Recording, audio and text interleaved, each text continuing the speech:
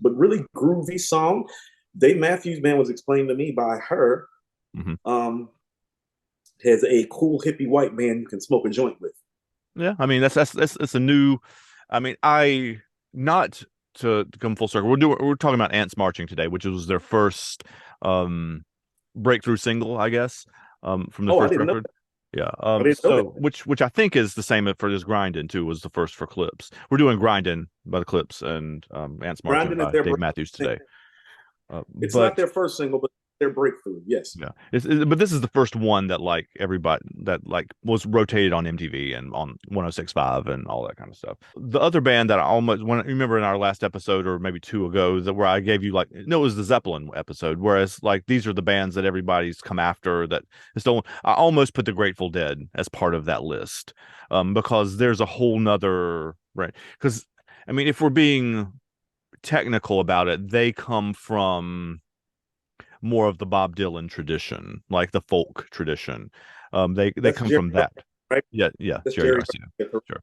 They Correct. come from that tradition, and then they add some of the electrified blues stuff to it too. But um, Dave Matthews Band um, is special in my life for lots of reasons.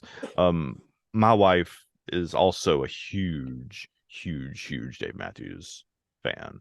Like seen him in concert like 50 times, kind of huge Dave Matthews fan. Um, and she would go when she lived in the Bay, when we met. She would go. They always play a show at the Gorge Amphitheater, which is not outside Seattle exactly, but like in Washington State.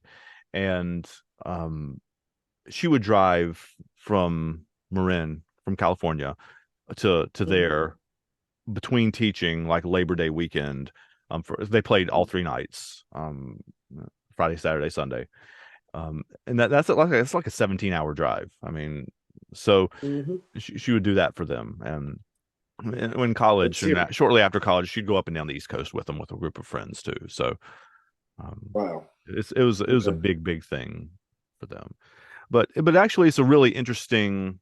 It's a good one to talk about actually on Dr. King Day because they have black and white members of the band.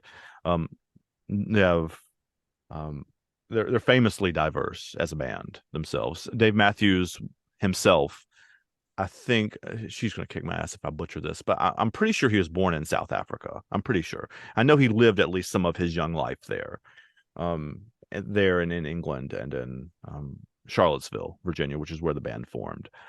Which is another one of those connections that I did on purpose. That eclipses DC, Virginia, right?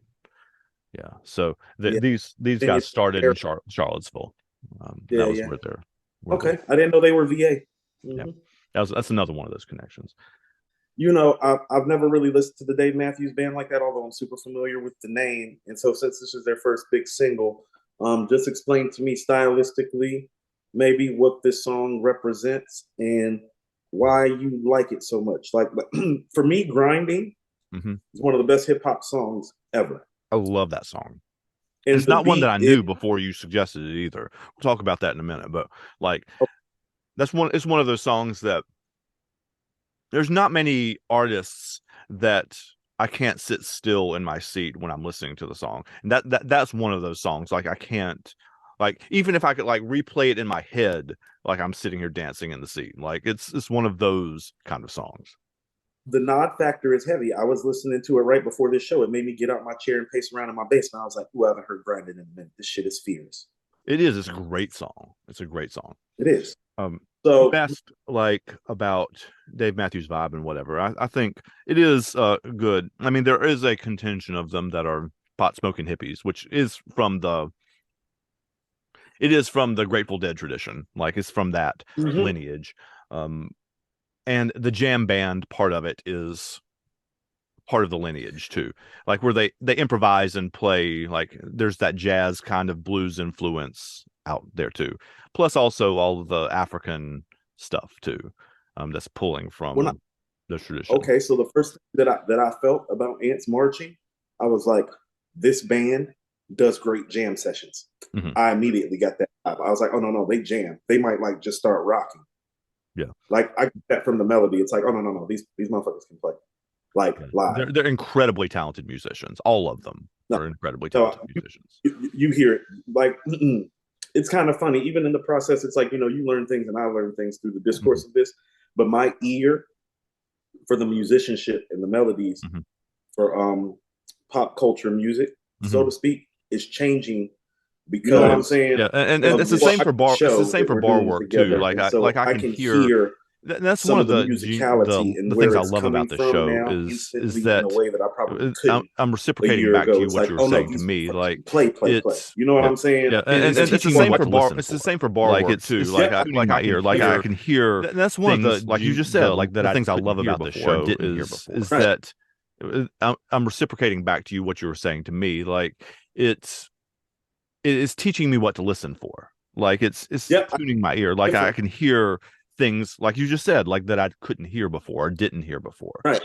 Or Like more when specifically, didn't know to listen for, I guess is a better way to say it. right. That's what it is. It's like, and you can even go back to our early episodes. It's like a lot of our first episodes is really just breakdown and feeling out.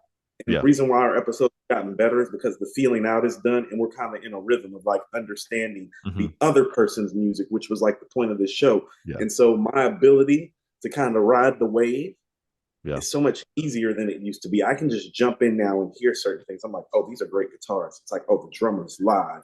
It's like, oh, this is how they like they formalize and synchronize their music like this. They're an offshoot of this band. I actually am familiar with the Dead.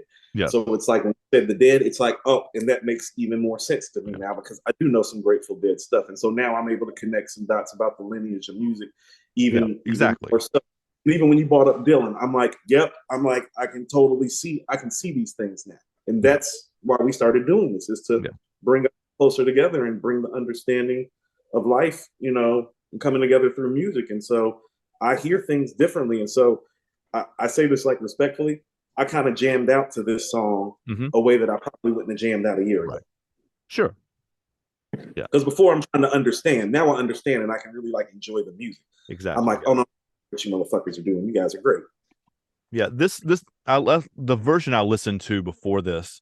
There's lots of pieces of context I'm gonna have to bring into here now, but the most live versions of the song are 8-9 minutes ish long. I mean the radio version, I guess the studio version is what 4-ish, give or take. But the live versions tend to be 8-9-10 minutes long because they play out the introduction, the dun dun dun dun part. They play that out, they stretch that, and then then the like the solo jam part out at the end too.